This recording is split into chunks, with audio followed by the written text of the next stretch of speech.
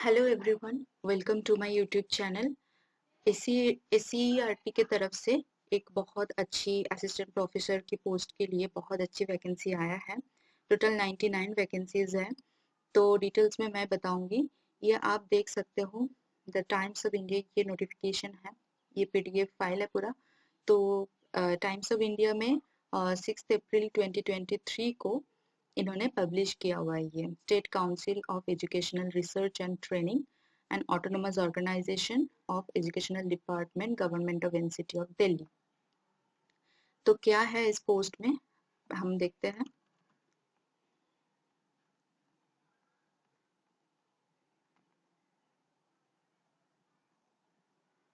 Okay, सो ये है notification. तो इसमें जो है एग्जामिनेशन होगा, एग्जामिनेशन फॉर रिक्रूटमेंट और टू असिस्टेंट प्रोफेसर। ठीक है, पोस्ट्स इन एससीईआरटी 2023। तो इनका जो एकेडमिक पे लेवल है वो 10 है, 7 सीपीसी पे मैट्रिक्स। तो बहुत अच्छा है, बहुत अच्छा अपॉर्चुनिटी है। आपको बहुत ध्यान से नोटिफिकेशन को देखना चाहिए। तो इन्होंने यहाँ पे इम्पोर्टेंट डेट्स दिया हुआ है, जैसे ऑनलाइन एप्लीकेशन के जो स्टार्टिंग सबमिशन जो स्टार्ट हो रहा है, तो वो है 8 अप्रैल। 8 अप्रैल से स्टार्ट होगा। ठीक है, मतलब आज से ही स्टार्ट हो रहा है। एंड जो last date and time for receipt of online application है, ऑनलाइन एप्लीकेशन का लास्ट डेट है, तो वो 26 अप्रैल है। 26 अप्रैल है, 12 बजे से पहले आपको ये सबमिट कर देना है। उसके बाद ये एक्सेप्टेबल नहीं है। और आपका जो ऑनलाइन फी है, तो वो उसका लास्ट डेट है 26 अप्रैल को ही है। एंड 12 बजे से पहले आपको सबमिट करना है। पूरा मतलब पेमेंट प्रोसेस पूरा कंप्लीट हो जाना चाहिए।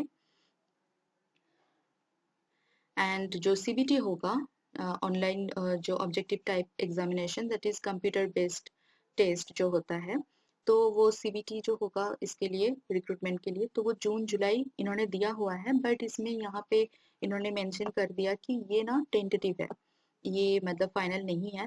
तो यहाँ पे स्टार्ट करके यहाँ पे लिख भी दिया कि subject to change, that is that can be changed. Okay, so जो एग्जामिनेशन का जो ऑनलाइन एग्जाम का जो डेट है वो बाद में चेंज भी कर सकते हैं। ठीक है, जैसे मैंने पहले बताया कि टोटल नंबर ऑफ वैकेंसीज है 99। एंड इन्होंने यहाँ पे बहुत अच्छे से, बहुत डिटेल में आपको दिख रहा है कि 144 पेजेस का ये नोटिफिकेशन है। तो बहुत ध्यान से इसको देखना। मेरे लिए ये पूरा वीडियो में कंप्लीट करना पॉसिबल नहीं है। मैं जो इम्पोर्टेंट जो चीज़ें हैं, जो पॉइंट्स हैं, वही मैं हाईलाइट करूँगी, बट आपको देखना है। ठीक है, बहुत अच्छी अपॉर्चुनिटी है। जैसे एनसीईआरटी होती है नेशनल लेवल पे, तो स्टेट लेवल या यूनियन टेरिटरी जो भी है, तो दिल्ली की तरफ से ये एससीईआरटी आपको बहुत अच्छा अपॉर्चुनिटी दे रहा है। तो देखिए, नंबर ऑफ वैकेंसीज जो है यहाँ पे, UR that is unreserved category, जो जनरल कैटेगरी है, उसमें 45 वैकेंसीज है। ईडब्ल्यूएस में 10, एससी में 15, एसटी 9 एंड ओबीसी और नॉन क्रीमी जिसको बोलते हैं, तो 20 उसमें। नेक्स्ट चलते हैं। आप ये पीडीएफ से भी अप्लाई कर सकते हैं, या फिर आप मतलब सीधा डायरेक्ट जो इनका ऑफिशियल वेबसाइट है वहां से भी कर सकते हैं। मैं दिखा भी दूंगी कि कैसे, कहाँ पे आपको मिलेगा ये नोटिफिकेशन। तो जो एसेंशियल क्वालिफिकेशन है दिया हुआ है कि एनेक्सर 3 में मिलेगा, तो हम सीधा वहीं पे चलते हैं। ठीक है, एग्जामिनेशन सिटीज जो होगा, आप मतलब मैक्सिमम 5 सिटीज, आप मैक्सिमम जो है 5 सिटीज को प्रेफर कर सकते हैं, रख सकते हैं कि आप ये सिटी को चूज कर सकते हो कि कितना कितना कर सकते हो। बट मैक्सिमम आप 5 सिटीज ही रख पाएंगे, उससे ज़्यादा नहीं। और जो भी सिटी होगा वो दिल्ली एनसीआर में होगा, बिकॉज ये Delhi, government of Delhi conduct कर रहा है, तो दिल्ली एनसीआर में ही आपका ये एग्ज़ाम होने वाला है। अच्छा, जो मेन चीज है, that is age limit for this exam, that is minimum 18 years and maximum is 45 years। So maximum 45 years चाहिए। बट इनमें अगर आप सर्विंग, रेगुलर सर्विंग हो या फिर कॉन्ट्रैक्ट एम्प्लॉय हो, तो आप मतलब बिल्कुल SCRT का ही होना चाहिए, दिल्ली का ही कोई, दिल्ली गवर्नमेंट का ही कोई होना चाहिए, तो आपका जो एज रिलैक्सेशन है वो आपको 50 इयर्स तक मिल जाएगा। ओके। एंड जो यहाँ पे कास्ट के बेसिस पे जो आपका रिलैक्सेशन होता है वो तो रहेगा ही, दैट इज SC ST के लिए 5 इयर्स, SC ST के लिए 5 इयर्स रहेगा, एंड 3 इयर्स रहेगा OBC के लिए। एंड अगर आपका जो PWBD कोई भी कैंडिडेट होगा तो उनके लिए मैक्सिमम 10 इयर्स तक इन्होंने रिलैक्सेशन दिया हुआ है। बट यहाँ पे एक चीज मेंशन कर दिया है इन्होंने कि in any circumstances maximum age limit can not be more than 50 years, तो 50 इयर्स से ज्यादा एज अगर आपका होगा तो वो कंसिडरेबल नहीं होगा। ओके। इसके बाद चलते हैं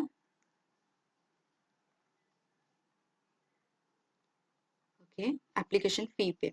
तो आपका जो एप्लीकेशन फी है ये थोड़ा हाई रेंज पे इन्होंने रखा है, तो इसीलिए मैं बार बार बोल रही हूँ कि नोटिफिकेशन को बहुत अच्छे से पढ़ना, क्योंकि यहाँ पे बहुत डिटेल्स में इन्होंने नोटिफिकेशन आउट किया है, बहुत डिटेल्स में रखा है, तो आपको भी बहुत अच्छे से पढ़ना होगा, क्योंकि एप्लीकेशन करते टाइम आपको बहुत दिक्कत आ सकती है।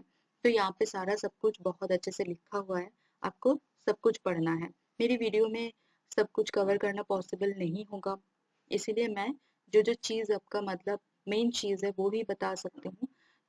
तो आते हैं एप्लीकेशन फी डिटेल्स में। तो यहाँ पे रखा है कि अगर यूआर OBC NCL और EWS जो है उनके लिए 1600 रुपीज, एंड कोई भी विमेन हो, शेड्यूल कास्ट, शेड्यूल ट्राइब, एक सर्विसमैन और PWBD तो उनके लिए 1100 का फीस इन्होंने रखा है। ठीक है। तो आप यहाँ पे ऑफिशियल वेबसाइट भी दिया हुआ है, जो जैसे ये वाला वेबसाइट, यहाँ पे भी आप ऑनलाइन एप्लीकेशन फॉर्म अवेलेबल है, यहाँ पे भी कर सकते हो, और नोटिफिकेशन जो है वहाँ से भी आप क्लिक करके डायरेक्ट कर सकते हो। अच्छा, आपका जो ये फीस है, ये फीस मतलब दोबारा रीसबमिशन नहीं होगा। तो जब आप फीस को मतलब सबमिट करोगे तो बहुत ध्यान से करना, क्योंकि 1000 से ज़्यादा है एग्जामिनेशन फीस। ठीक है। उसके बाद यहाँ पे डॉक्यूमेंट वेरिफिकेशन के कुछ इंस्ट्रक्शंस दिए हुए हैं, एग्जाम सिटीज के बारे में है। ठीक है। तो कैसे हाउ टू अप्लाई, कैसे आपको अप्लाई करना है, any mistake committed by the candidate shall be his और हर सोल रिस्पॉन्सिबिलिटी, तो उनका कोई रिस्पॉन्सिबिलिटी नहीं है इसमें, तो इन्होंने ये मेंशन कर दिया है, तो आपको ये बहुत ध्यान से देखना है। यहाँ पे एप्लीकेशन कैसे करना है स्टेप बाय स्टेप, वो चीज़ यहाँ पे है। तो इसको तो मतलब एप्लीकेशन फॉर्म जब आप फिलअप करोगे उसके बाद ही, उसके पहले ही आपको ये देख लेना है। अभी चलते हैं सीधा अ,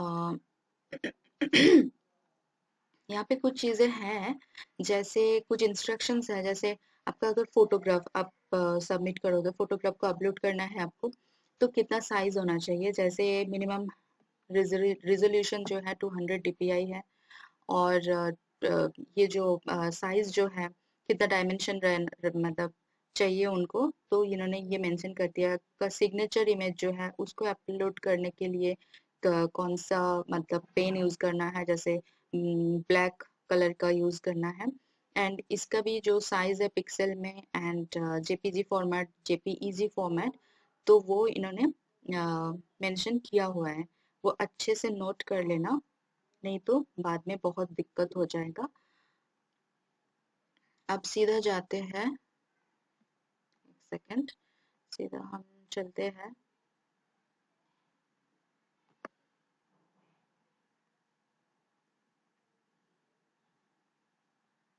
19 पे।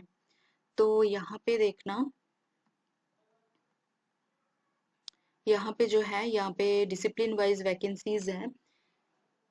तो ये असिस्टेंट प्रोफेसर जो डिसिप्लिन है, जैसे फिजिक्स हो गया, तो फिजिक्स के लिए कितना कितना है, SC के लिए 2 है, ST के लिए 1, OBC के लिए 1, UR 1, EWS 1, टोटल 6 वैकेंसीज है।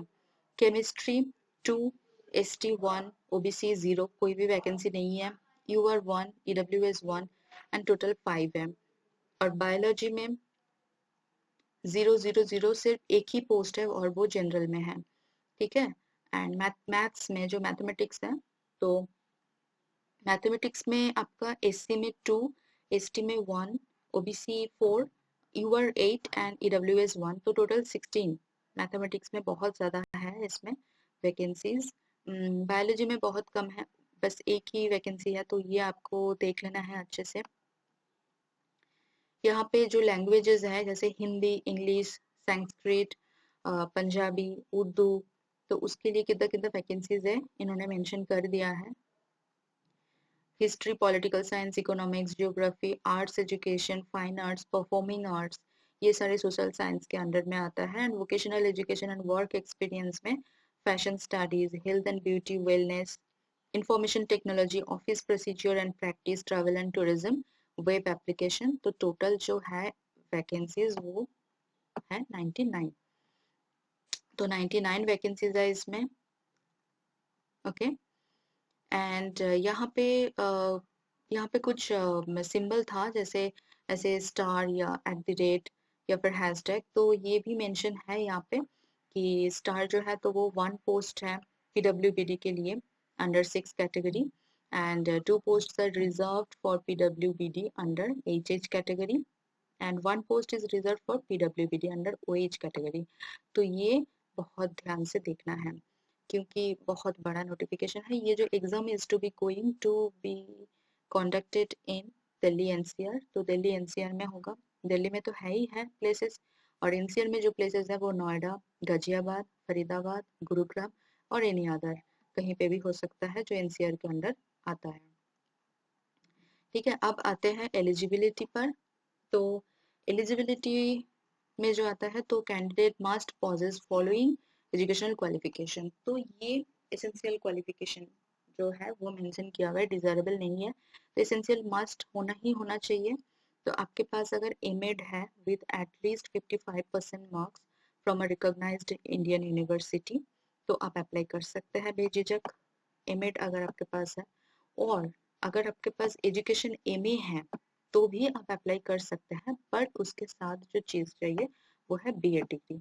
तो अगर आपके पास एमए डायरेक्ट है तो आप अप्लाई कर सकते हो without any extra degree, but अगर आपके पास एमए है तो 55% मार्क्स तो चाहिए, उसके साथ साथ बीएड भी चाहिए, ओके। देन नंबर 2 पे है कि masters degree in subject mention against each discipline in column number 4 of the following table. तो कॉलम नंबर 4 में जो जो सब्जेक्ट है उसी में आपका मास्टर्स डिग्री होना चाहिए। तो हम बाद में देख लेंगे कि कौन सा सब्जेक्ट है जिसमें मास्टर्स डिग्री चाहिए, with 55% marks and or an equivalent grade in a point scale wherever the grading system is followed, okay, from an Indian university or an equivalent degree from an accredited foreign university. Relaxation in percent of marks in educational qualifications at master's levels shall be available as per clause 3.4 and clause 3.5 of UGC regulations 2018.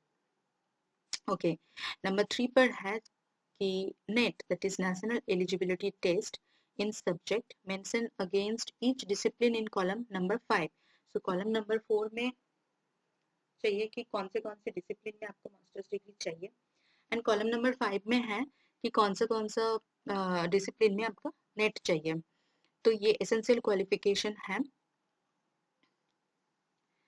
और who are or have been awarded a PhD, अगर आपके पास PhD degree already है in accordance with the University Grants Commission, that is UGC के under में अगर आपका PhD degree already है और MPhil है आपके पास, तो भी आप अप्लाई कर सकते हैं, एंड उसके लिए आप shall be exempted from NET. So आपका अगर PhD डिग्री है तो नेट की कोई ज़रूरत नहीं है। तो हम यहाँ पे देखेंगे इसके बाद कि कौन सा यहाँ पे जो डिसिप्लिन है तो उसमें कौन सा ये है column number 1, column number 2, column number 3, 4 and 5। सो 4 जो है यहाँ पे जितने जितने सब्जेक्ट्स दिया हुआ है उनके लिए चाहिए, जैसे vocational education and work education, post graduate degree चाहिए और नेट और पीएचडी चाहिए उसमें। ठीक है, फाइन आर्ट्स, परफॉर्मिंग आर्ट्स, तो ऑलमोस्ट ये तो रूल आ ही गया है कि नेट तो होना ही होना चाहिए। तो यहाँ पे भी है Hindi, English, Sanskrit, Punjabi, Urdu, mathematics, history, political science, geography, economics, physics, chemistry, zoology, botany, life science और बायोलॉजी। सो यहाँ पे आपका सभी डिसिप्लिन में ऑलमोस्ट आपका नेट चाहिए एंड आपका मास्टर्स डिग्री चाहिए। मास्टर्स डिग्री के साथ नेट चाहिए चाहिए। अगर आपके पास पीएचडी डिग्री है तो फिर आप एग्जेम्प्टेड हो। ओके, तो यहाँ पे जो एग्जाम का जो एग्जाम का कुछ इम्पोर्टेंट चीजें हैं, जैसे मैक्सिमम जो मार्क्स रहेगा तो वो कितना कितना रहेगा एंड टोटल ड्यूरेशन टाइमिंग क्या रहेगा सीबीटी एग्जाम का। तो वो 2 आवर्स का एग्जाम होगा आपका, 2 घंटे का। एंड मैक्सिमम जो मार्क्स है जो जनरल स्टडीज है उसके लिए 40 मार्क्स। टीचिंग एप्टीट्यूड जो होता है उसके लिए 50। रिसर्च और रिसर्च मेथोडोलॉजी के लिए 10 एंड सब्जेक्ट कॉन्सर्न्ड उसके लिए 50। सो ये मार्क्स डिवीजन है एंड टोटल टाइमिंग है 2 आवर्स। ठीक है, आपका डेट मंथ अभी मेंशन किया है जून जुलाई, बट वो चेंज हो सकता है बाद में, पहले ही बोला था। अब ये तो है कुछ ये तो बाद में आपको ही देखना पड़ेगा, क्योंकि SC/ST सर्टिफिकेट फॉर्मेट क्या रहेगा, SC/ST सर्टिफिकेट का फॉर्मेट क्या रहेगा। ठीक है, फिर ये जो कास्ट ट्राइब सर्टिफिकेट का ही पार्ट कुछ इन्होंने दिया हुआ है कि कैसा होना चाहिए आपका।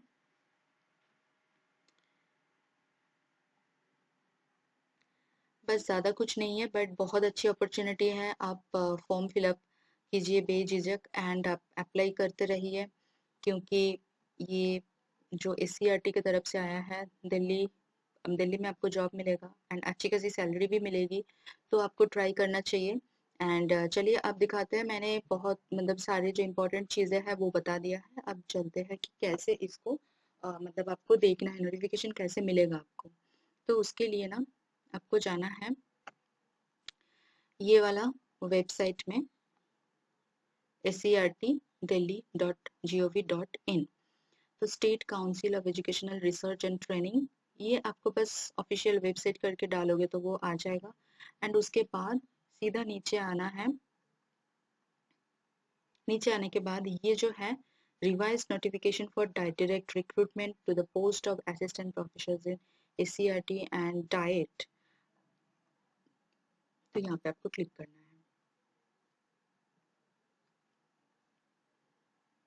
क्लिक करने के बाद खुल गया ये वाला। ये जो आएगा यहाँ पे क्लिक करना पड़ेगा। सीधा क्लिक करोगे तो वो PDF आपको जो 144 पेजेस का जो PDF है वो आपको मिल जाएगा। तो वहां से आप यहाँ से क्लिक यार अप्लाई, चलो एक सेकेंड।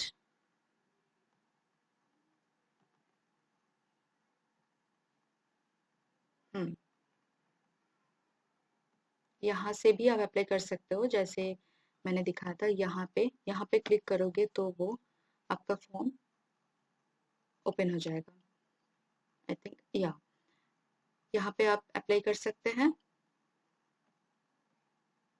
ठीक है, आप यहाँ पे एडवर्टाइजमेंट देख सकते हैं, इंस्ट्रक्शन क्या क्या है वो देख सकते हैं, स्टार्टिंग डेट क्या है, लास्ट डेट क्या है, ये सारे चीज़ यहाँ से आप देख सकते हैं। और यहाँ पे लॉगिन करके अपना एप्लीकेशन फॉर्म अप्लाई कर सकते हैं। ठीक है, लॉगिन करना पड़ेगा, उसके बाद आपका जो फॉर्म है वो आ जाएगा। ओके गाइस, आज के लिए इतना ही। मेरे साथ जुड़े रहने के लिए एंड वीडियो के इन तक देखने के लिए बहुत बहुत शुक्रिया। तो चलिए नेक्स्ट वीडियो में मिलते हैं बहुत जल्दी।